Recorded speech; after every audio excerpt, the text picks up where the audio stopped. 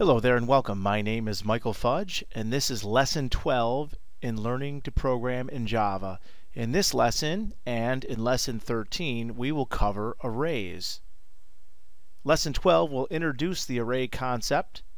We'll show you how to make arrays of variables and also arrays of objects. And then in Lesson 13 we'll look at multi-dimensional arrays. On the agenda for Lesson 12 we'll first introduce the concept of an array and why you want to use it. Then we'll discuss how you can index the array and enumerate the array. And then we'll have a couple of demos. First, let's start out with what is an array. An array is nothing more than a container holding a fixed number of values of the same type. So it's just like a variable, only think of it as multiple variables, all contiguous, and they hold the same type of data. Arrays are indexed by element. So if you make an array of size 10, there's 10 elements in the array, and the array starts at 0 and ends at whatever the size of the array is. So if I create an array of size 10, that array would start at 0 and end at 9. So 0 and 9 inclusive makes 10 full elements in the array. We call accessing any one element in the array indexing the array.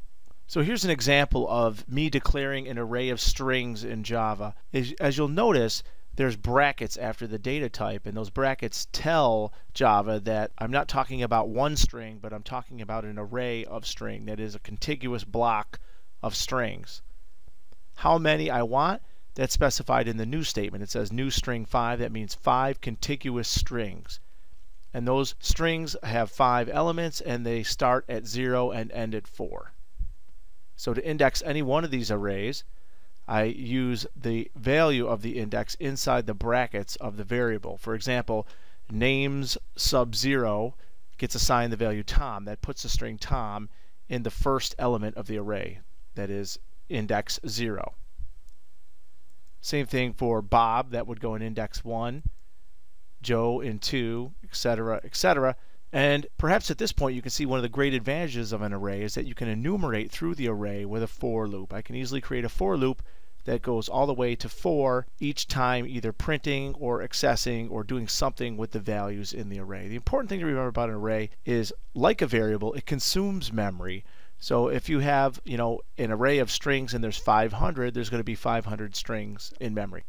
Okay, let's start out with a really simple example, and I'm going to jump right into the code so that you can kind of see the concept I'm trying to show you through an array.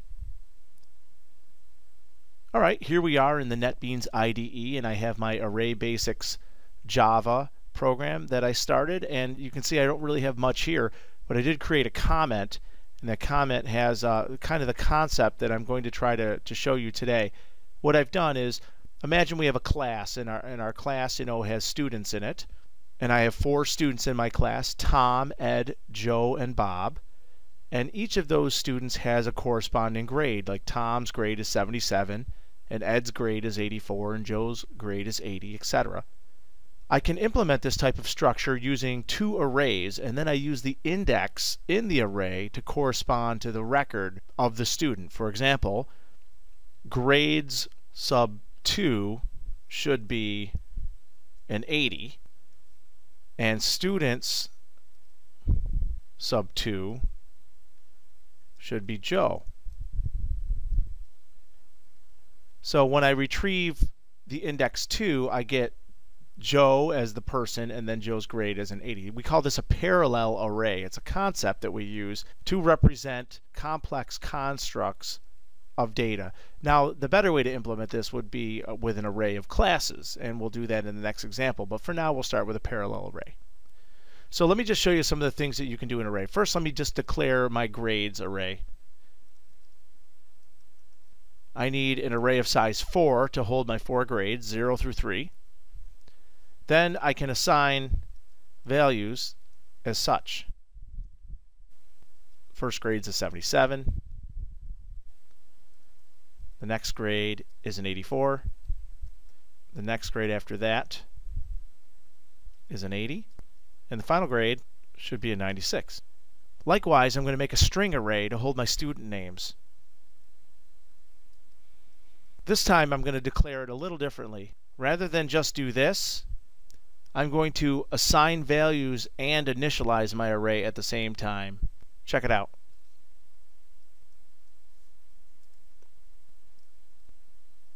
So the statement on line 23 really combines everything I did above in lines 21 through 16 here. What I'm doing here is I'm declaring an array, I'm naming it students, and I'm setting that to be a new string array of size 4 because there's 4 values. So student sub 0 is Tom, student 1 is Ed, student 2 is Joe, and student 3 is Bob, just like we see up here. Shorthand notation for that. Very convenient, by the way. I could have written the top example the same way, but I just wanted to show you another way that you can create an array. All right, I'm going to do a little bit of copy-paste magic, because you certainly don't want to have to watch me type this in, but the next thing I want to do is maybe print out a table of students and their grades. So I'm going to print out my table header first. This is simply going to print out the number, and then the name of the student, and then their grade, and I have tabs in between. And now I think I'll use a for loop to enumerate my array. So this is the real power of the array, is that because it's the same variable name but it has a different index for each value, you can use a loop to enumerate the array quite easily. For example, the exit condition in the loop control variable of an array is always the maximum size of the array. So you always want to say I less than, and then whatever the maximum size of the array is, and start the array index at 0 like I did here.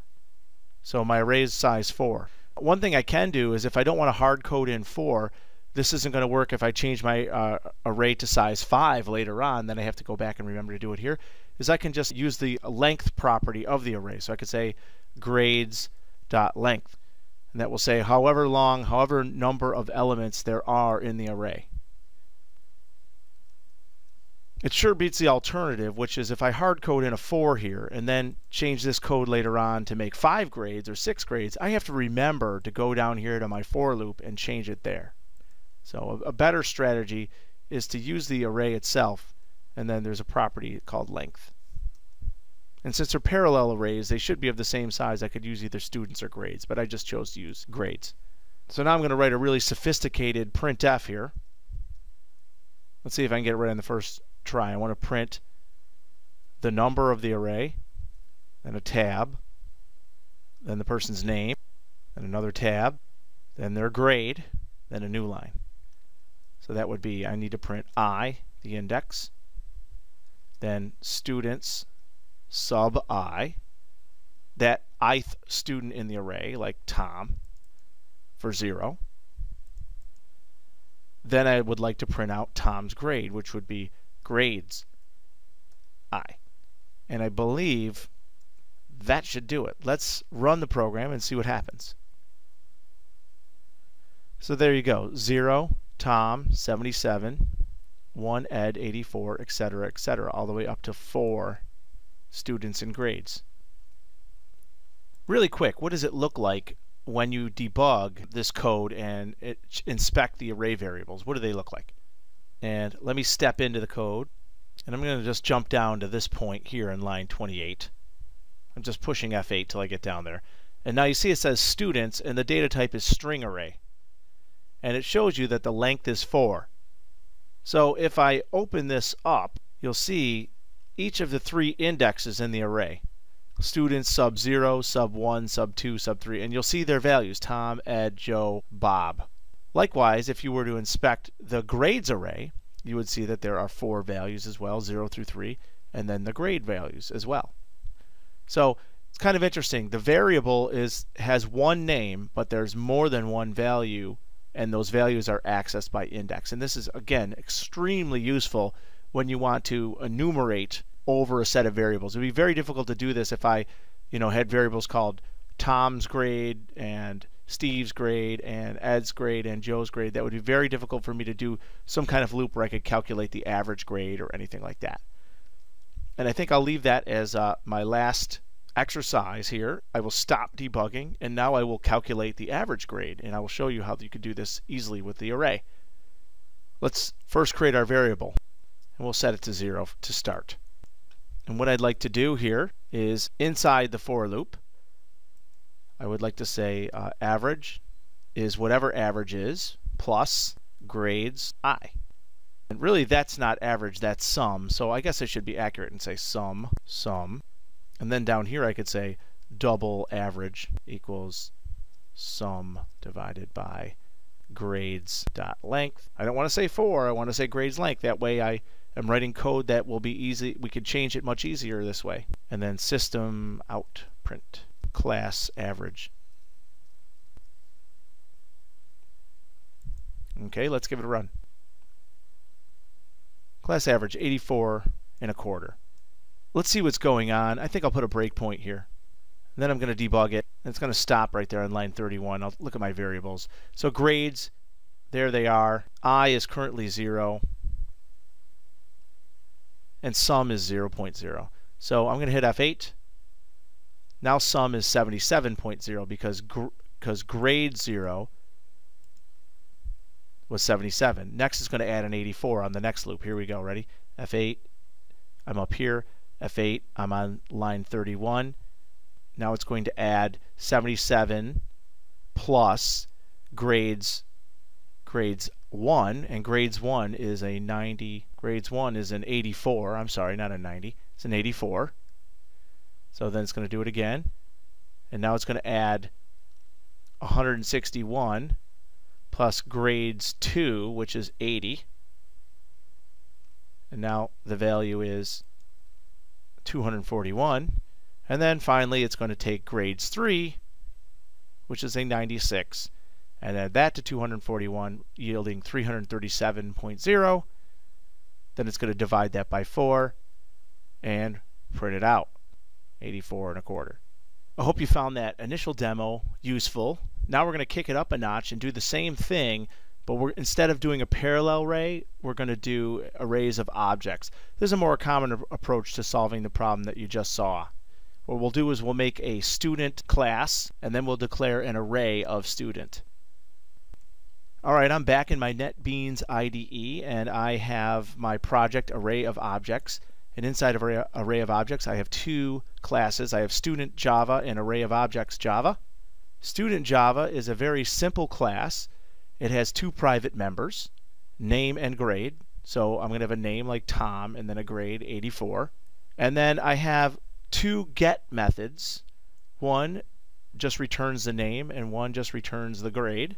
And in order to set the student name and grade, I'm using the constructor. So here's my student constructor. It takes two arguments, a name and a grade. The name parameter gets assigned to the private variable name, and then the grade parameter gets assigned to the private variable grade. So the only way to set a student's name or grade is to create an object from the student class. I know that's not a very efficient or useful class, but it's what we have just for the demo, and it should work fine. Let's think about this a little more. Rather than me saying something like int array x gets assigned new int of size 4, now I'm going to make an array of students. Student x is new student, let's say of size 20. It's going to make maybe 20 students in the class. And then I can go through and assign values to each of the elements in the array. For example, I can say x0 is new student. The name is going to be Bob, and the grade is going to be a 92. And so on and so forth. You can see that this might take a while to fill up, but I could do that. I could actually make some kind of a while loop that asks you to enter those values, and I guess I will do that in a second. But I also want to quickly show you how you could use the explicit definition of the array. So let's suppose I say student, and I'll just call this students, and then new student of size 4. Rather than declare them this way, I'm just going to define all my objects in line. Let's do the first one. New student Tom. His grade's a 77. That's the first one. New student Ed. He's an 84. New student Joe. He gets an 80. New student Bob. He gets a 96. Notice how I cannot put a value up here in the array declaration and then assign these in line. I can't do that. I have to leave it off. If I leave it off like that, it knows how big it is because there's 1, 2, 3, 4 elements. And then I'm not going to bore you with the code, but I have this same code from before to print out these students. There we go, and let's execute it. Same results. One other thing that I'll add here is that I certainly can debug this, and what you'll see is a little more interesting than what you saw before because I only have one array. So let me put my breakpoint right here, and let's run the program with debugging. And I'm going to stop on line 16. There we go. Now if I check the variables out, I have a student array. See that? And there are 4 values in the student array. Now if I open up one of these values, there are 2 private members. Tom is the name and 77 is the grade. And if I look at this one, I see that Joe is the name and 80 is the grade. And then how do you access name and grade? Through the public method. So see, I'm saying students sub I dot name. The name method returns the private member name, just like we did in other object and class examples.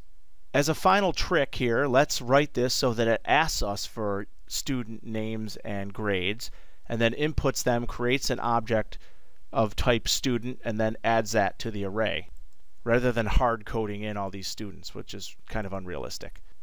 Okay, first thing I need to do is I took out the code that explicitly defined each of the objects in the students array, and I just went back to being a student of size 4, student array of size 4. Next thing I need to do is I need to include my scanner for input. Okay, I'm going to need variables for string and int for grade and name. And now I can prompt for input. How does this sound? Oh, well, I need my for loop, right? I need to say for, and then my loop control variable needs to start at 0 because the first index in my array is a 0. The first element in my array is indexed at 0, I should say. And then my loop control variable always should be less than the size of the array. So I less than students length. And by using students.length, I could always change the length up here, and then the program still works. I don't have to rewrite any of the other code. Then increment that loop control variable. And then inside the body of the loop, I need to prompt to enter the name and the grade in the name, then accept those inputs, and then create a new student object and assign it into its appropriate element in the array. So, enter student grade then name for student number %d.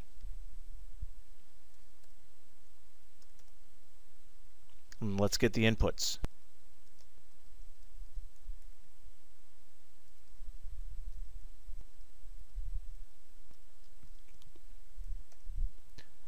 Then this is the critical step. I need to make a new object of type student and put that into students I. I'm going to call my constructor with name and grade. I can actually shorten this to calling these methods right inside the constructor, but I prefer to do it this way for readability. Okay, that should do it. Let's run it and see if it works.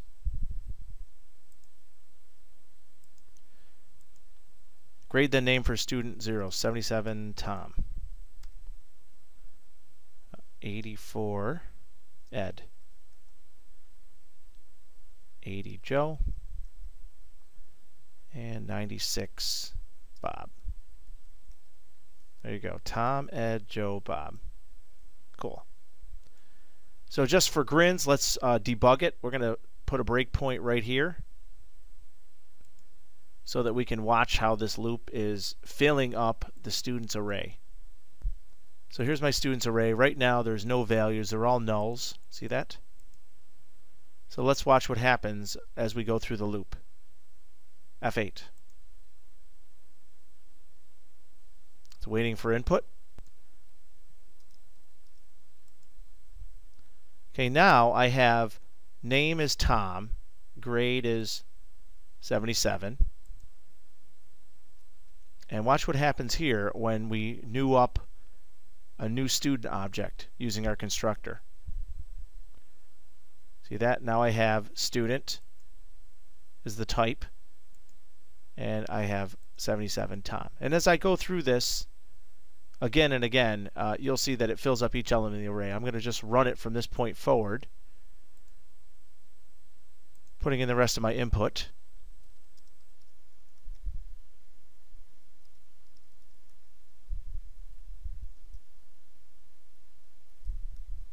Okay, now I'm down here on line 21. If I look at my variables, you'll see that all of my students have been defined. There's my original one, and there's the last one that I put in. And then you see it matches up with what I've been typing here. And last but not least, this for loop will now go through that array and then print it back out. So unlike other programs where we've just kind of looped over inputs and outputs, we're actually storing all of the data in memory, and then we're going back over it with the array. And we can index it as many times as we want or manipulate as many times as we want because all the variables are stored in memory. Tom, Bill, Mike, Steve, you saw each of them print out down there. Well, I hope these examples help you better understand the array construct in Java programming. Stay tuned for lesson 13 when we get into multi-dimensional arrays, and of course we'll have a great use case for that. Thank you very much for watching, and I welcome your questions, comments, and feedback on YouTube. We'll see you real soon.